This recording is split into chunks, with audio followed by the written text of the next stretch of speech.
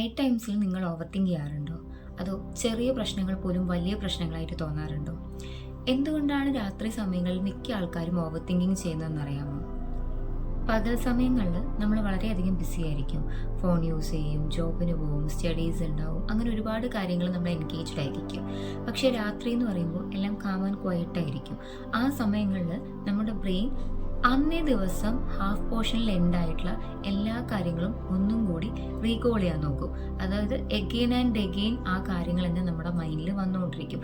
അപ്പോൾ ചെറിയ പ്രശ്നങ്ങളോ അല്ലെങ്കിൽ ചെറിയൊരു കോൺവെർസേഷൻ ആണെങ്കിൽ പോലും നമുക്കത് വളരെ വലുതായിട്ട് തോന്നും. നമ്മൾ അതിനെക്കുറിച്ച് ഡീപ്പായിട്ട് തന്നെ ഓവർ തിങ്ക് ചെയ്യാൻ തുടങ്ങും. ഇതെന്തുകൊണ്ടാണെന്ന് വെച്ച് കഴിഞ്ഞാൽ രാത്രി സമയങ്ങളിൽ നമ്മുടെ സ്ട്രെസ് ഹോർമോണായ കോർട്ടിസോൾ ലെവൽ മാറ്റം വരും.